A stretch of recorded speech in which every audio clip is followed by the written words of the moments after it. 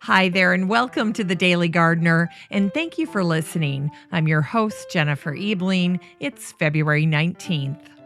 Today, we celebrate the man who introduced tulips to Holland and the botanist who was supposed to become Carl Linnaeus' son in law, but didn't. We'll also learn about the botanist who loved New Brunswick.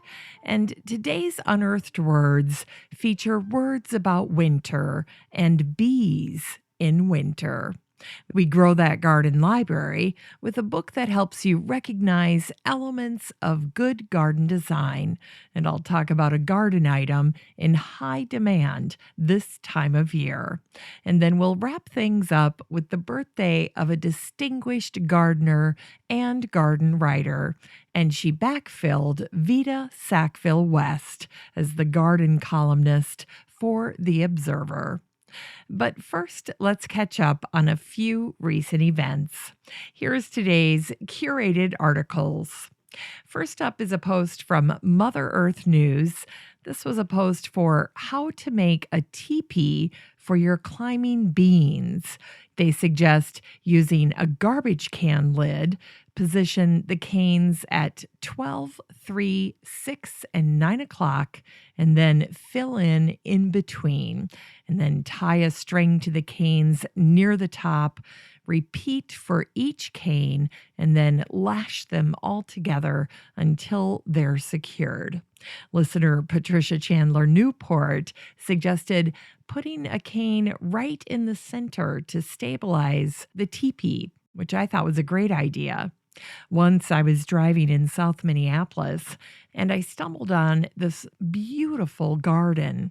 It was in the front yard, and they had repurposed large tree branches to use as their canes for their teepees. They were gorgeous, just stunning.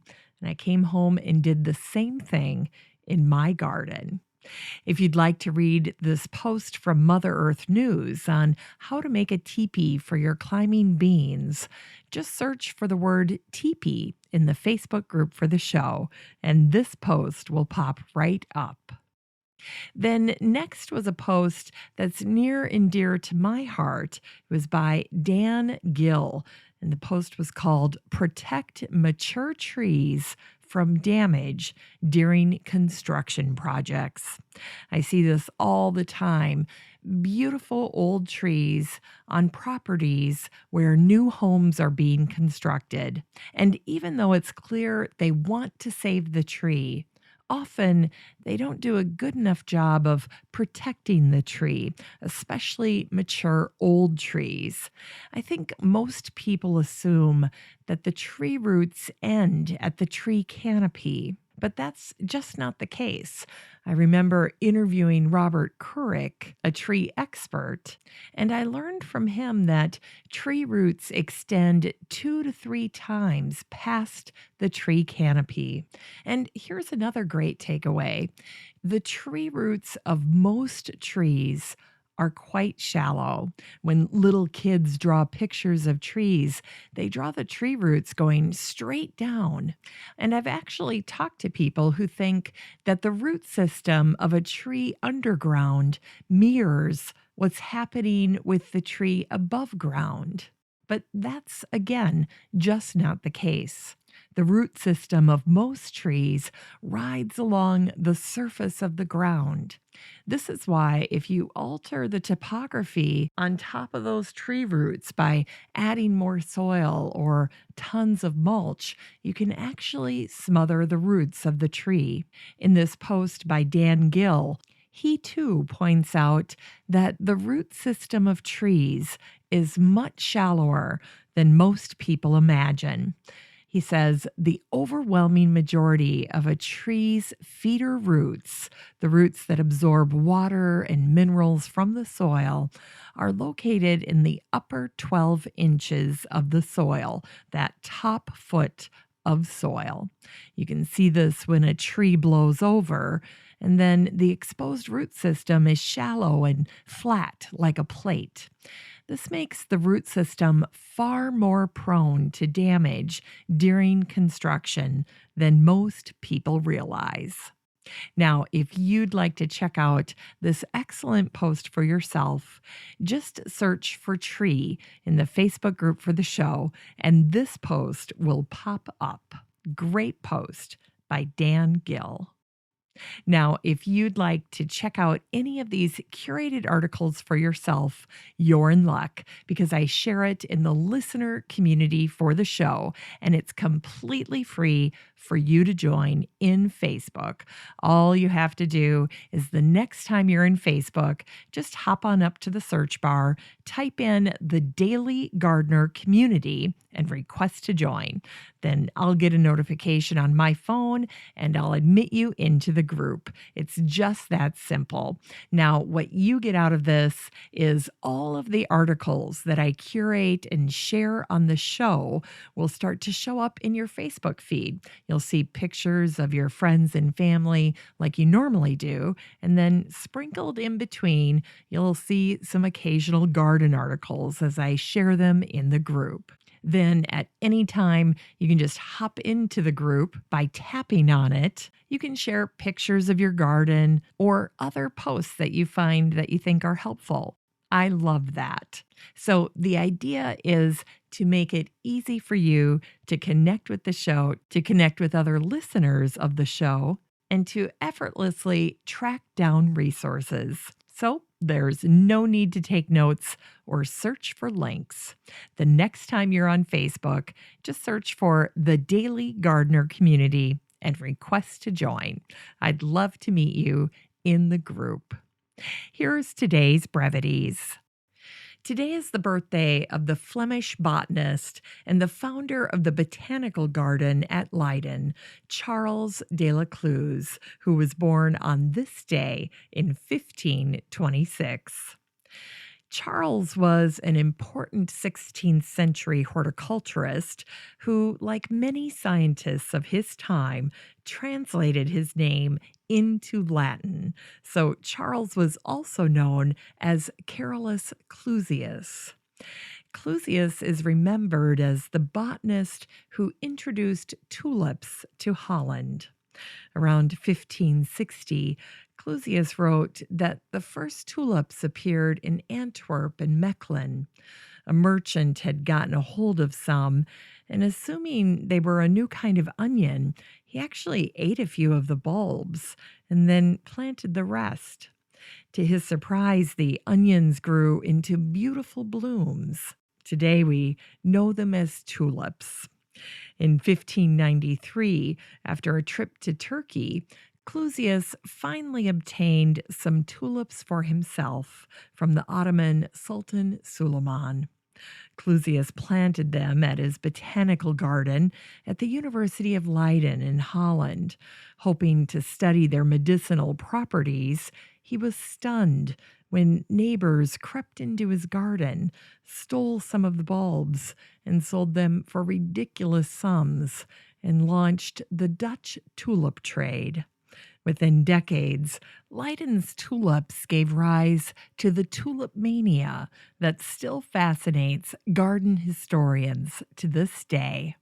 Today, the tulip has become a national icon of Holland, and one of the best places to see tulips is at the Gokenhof in Lissa, and the best time is generally about halfway through April. Not surprisingly, Clusius wrote the first major book on tulips, and he also left his mark on many flowering bulbs. He named the popular Portuguese squill Scylla peruviana after a ship christened Peru, and not Peru the country. And Clusius planted the first crown imperial.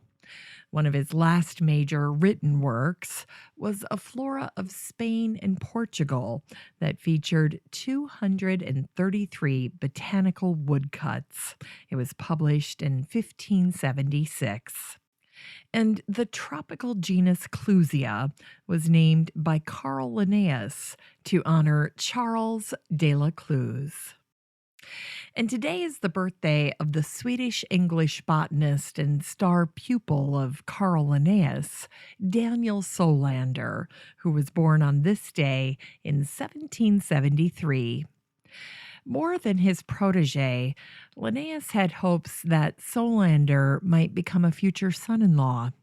From there, Linnaeus hoped he'd found his successor as professor of botany at Uppsala. Linnaeus had a daughter named Lisa Stina, and although Solander had fallen for her, Linnaeus lined up an opportunity for Solander to be the chair of botany at St. Petersburg in Russia. Linnaeus was putting Solander through the same gauntlet he'd experienced before getting married. Go out and establish yourself, and then come back here and settle down. Solander took Linnaeus completely by surprise when he wrote that he'd be staying in England. Solander's letters to Linnaeus became less frequent, and Lisa Stina ended up unhappily married to a grandson of Rudbeck, the family after which Rudbeckia or Black Eyed Susans are named. Although Solander dashed Linnaeus's hopes, he did become a champion of botanical exploration, and he left his own considerable mark on the field of botany. After some time in London, Solander met Joseph Banks at the British Museum, where he was working as an assistant librarian.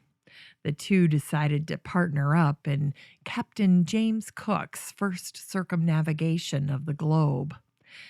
People often assume that Solander was younger than Banks, since he was Banks' assistant. But in truth, Banks was 7 years younger than Solander. When the Endeavour sailed from Plymouth on August 25th of 1768, Banks was 25 and Solander was 32. The two botanists worked well together. They collected some 800 new plants on their trip. Captain Cook honored the two men by christening Botany Bay after, quote, the great quantity of plants Mr. Banks and Dr. Solander found in this place. And the outer ends of Botany Bay are Cape Solander in the southwest and Cape Bank in the northeast. From Botany Bay alone, Solander and Banks found acacias, eucalyptus, grevilleas, mimosa, and banksia, which of course was named after Joseph Banks. Unlike many botanists of his time, during his 3-year trip around the world, Solander did not send a single one of his discovered specimens to Linnaeus. Solander's sole devotion was to Banks. As for Linnaeus, he could often be heard referring to Solander, the pupil that got away, as, quote, the ungrateful Solander. When the Endeavour returned to England, many people forget that half of the original crew, some 32 souls, had died on the historic voyage. Miraculously, both Solander and Banks survived, and they would go on to explore Iceland together in their next voyage. At home in England, Solander became Banks' personal secretary and librarian. In 1780, Solander agreed to help the Duchess of Portland with her enormous collections. Sadly, his work was cut short when he died from a brain aneurysm in 1782 at the age of 46. And today is the birthday of the first professor of botany at Smith College, William Francis Genong, who was born on this day in 1864. Genong's family were famous chocolate makers. In fact, today, Genong Chocolate is Canada's oldest family-operated chocolate company. Of course, William was supposed to go into the family business as well, but instead he lost his heart to natural sciences like botany, history, and cartography. Today, the Ganong name is synonymous with the Canadian province of New Brunswick. It's not only where the chocolate company is located, it's also where Ganong did the majority of his work. Every year for 50 years, Ganong would return to New Brunswick to conduct his research. In 2016, the historian Ronald Rees wrote a biography of Ganong. The following year, Ganong was honored for his contributions to the history and geography of New Brunswick. A statue of Ganong was erected on the banks of the St. Croix River, a place he especially loved. The statue's creator remarked, "He'll be looking up the St. Croix River," which is quite appropriate. In unearthed words, here are some words about winter and also bees in winter. This first one's from Jared Kentz, the American author of This Book Is Not for Sale. When I was young, I loved summer and hated winter. When I got older, I loved winter and hated summer. Now that I'm even older and wiser, I hate both summer and winter. And here's a quote from the American naturalist and writer John Burroughs. "It is the life of the crystal, the architect of the flake, the fire of the frost, the soul of the sunbeam. This crisp winter air is full of it." And here's a line from the American naturalist and writer Hal Borland. "No winter lasts forever. No spring skips its turn." And here's a famous line about winter from an unknown author. "Winter is the season in which people try to keep the house as warm as it was in the summer when they complained about the heat." And here's a verse about bees in winter from the American naturalist and writer John Burroughs. "The queen bee alone survives. You never see her playing the vagabond in fall. At least I never have. She hunts out a retreat in the ground and passes the winter there, doubtless in a torpid state, as she stores no food against the inclement season." And here's a verse from The Humble Bee, a poem by the American poet and writer Ralph Waldo Emerson. "Seeing only what is fair, sipping only what is sweet, thou dost mock at fate and care, leave the chaff and take the wheat. When the fierce northwestern blast cools sea and land so far and fast, thou already slumberest deep. Woe and want thou canst outsleep. Want and woe, which torture us, thy sleep makes ridiculous." It's time to grow that garden library with today's book, Gardens in Detail by Emma Roos. The subtitle of this book is 100 Contemporary Designs. Do you ever wish you had an expert who could help you analyze the elements of a successful garden? Well, in this book, Emma Roos is that person. Emma quickly defines the 7 principles that she feels makes gardens go from meh to wow. First is location, the spirit of a place. Second is unity, using themes to unite the different components in a garden. third is simplicity, using a fixed amount of complexity, a limited palette, to keep small spaces interesting and large spaces manageable. Fourth is balance. Garden elements should have the same visual weight in a garden. Fifth is proportion, or the scale of elements. Number six is rhythm and repetition, reintroducing elements over and over to promote even more unity. And finally, focal points to enhance views and to encourage people to move through the garden. Each of the gardens featured in Emma's book is reviewed over 4 pages, which offer photos, general information, a brief essay about the garden, highlighted elements, and a bulleted list of successful design elements. That's a feature I find especially helpful. If you're the kind of gardener who draws inspiration from garden images or garden tours, this book is for you.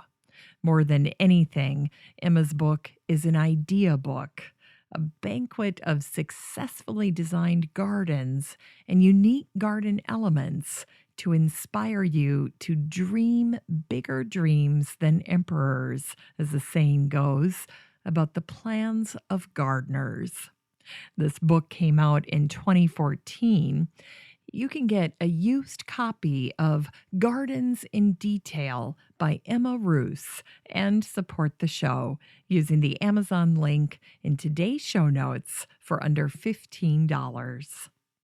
And here's today's great gift for a gardener. It's the Gardman 4-tier mini greenhouse. It's 27 inches long, 18 inches wide, and 63 inches high. And you can get it on Amazon for $37.86. This item is a featured Amazon choice, and it's also on Amazon Prime, which means you get free shipping. It's lightweight and easy to assemble. No tools are required. It's waterproof, bug-resistant, and portable. The polyethylene cover is clear, it's removable, and you can roll up the zippered door for easy access to your plants. As I mentioned, there are 4 tiers for your plants, flowers, or seedlings. It's perfect for small backyards or for homes where space is an issue. And it's perfect for gardeners who are looking for something to stack their seedlings on. For additional security, you can use zip ties to attach the frame to the shelves, and there are tabs on the back so that you can fasten it to a wall or to a patio railing. This little greenhouse is put together with tubular steel, and the frame assembles in minutes. You can enhance this little greenhouse by adding a combination of grow lights, a thermometer, heating mats, fans, and so forth. And if something should happen to the cover, you can order a replacement cover separately from Gardman. Gardman's motto is "Bring your garden to life." And you certainly can do that with this very functional, small footprint, 4-tier mini greenhouse. I've put a link to it in today's show notes, and you can support the show and use that Amazon link to get the 4-tier mini greenhouse for $37.86. Finally, here's something sweet to revive the little botanic spark in your heart. Today is the birthday of the distinguished gardener and writer Frances Perry, who was born on this day in 1907. Born Frances Mary Everett, her mother, Isabella, took a 10-year-old Francie to see the Chelsea Flower Show. The experience was etched in her mind and instilled a love for flowers in Frances's heart. Frances was also influenced by her famous neighbor, Edward Augustus Bowles, who went by Gussie with his friends and family. Gussie was a plantsman and a writer. He had a large garden featuring a series of garden rooms, and he also held a position on the Council of the Royal Horticultural Society. Frances would pick wildflowers and then bring them to Gussie for identification. The two had a special bond. When Frances got older, Gussie recommended her to the town's nurseryman, Amos Perry Jr. The Perry Nursery was started by Amos Perry Sr., and the Perrys were famous for their water and waterside gardening. And Frances immediately loved working at the Perry's Hardy Plant Farm.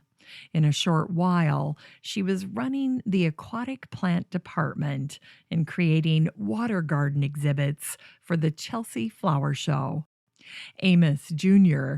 had produced something else of interest for Frances, his son, a fern specialist named Gerald Alfred Amos Perry, who Frances described as a brilliant plantsman and propagator.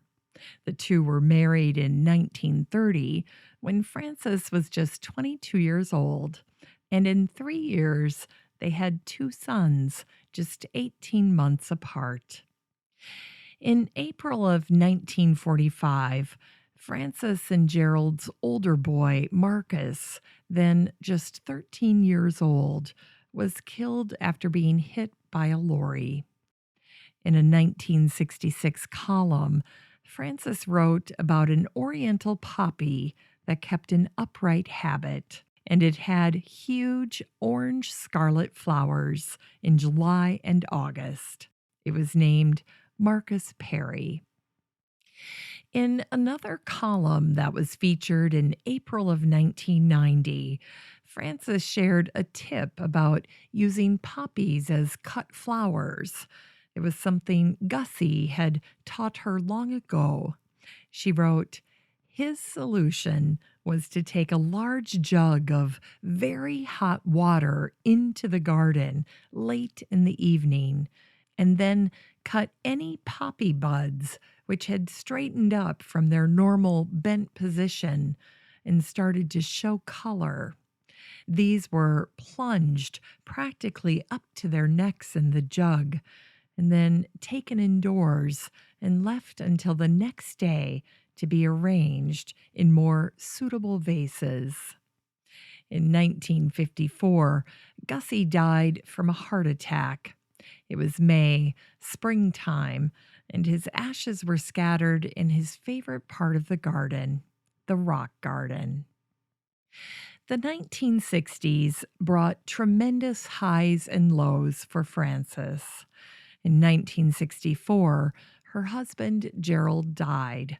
Then, 2 years later, in 1966, Frances was picked to be Vita Sackville West's backfill as the gardening writer for The Observer. In addition to her column, over her long career, Frances wrote nearly 20 gardening books. As with her first job at the nursery, water gardening was still considered her unique topic of expertise. Frances was dedicated to horticulture, and she experienced great success in her career. Yet she didn't care for pandering. In 1968, Frances became the first woman to be elected to the Council of the Royal Horticultural Society. A year earlier, a controversy about the council not having any women had bubbled to the surface when the chair indicated that he didn't think any women existed that could meet the council's requirements. When Frances was elected, she challenged the council by writing, "If you want me because I am a woman, the answer is no. If you want me because of anything I have done in horticulture, the answer is yes. At the age of 70, Frances married Robert Edwin Hay, who went by Roy. Roy was a widower, a fellow horticulturist, journalist, and broadcaster. Frances was 3 years older than him. For a dozen years, Roy and Frances made a lovely pair. A lifelong gardener, Roy's father had been a royal estate gardener. Like Francis, when Roy was a boy, his father took him to see the Chelsea Flower Show. After that first visit, Roy attended every show for the next 65 years. And Francis and Roy shared another similarity. They both won the Victoria Medal of Honor, an honor awarded to British horticulturists by the Royal Horticultural Society. Roy won in 1970, and Francis won in 1971. After Roy died in 1989, Frances went to live with her younger son. In December of that same year, she wrote an editorial called Sowing Seeds of Thoughts on a Cold Winter's Day. Frances was 82, a widow for the second time, and you could see that life's toll had wormed its way into her writing. Yet she faced it head on. Frances began, "There is nothing static about a garden. All gardeners know this and are constantly devising different features. Yet it's easy to let sentiment or inertia spare plants that have long since passed their prime. Too often, a design suited to younger gardeners sticks, even though age has made it more and more difficult to manage. On a cold winter's day, when there's not much we can usefully undertake in the garden, it's worthwhile sitting down to some constructive thinking. Which trees and shrubs have become old, misshapen, and really rather unproductive?" Over the next 3 years, Frances would write only a handful of articles. She was slowing down. Frances retired after 26 years with The Observer in May of 1992.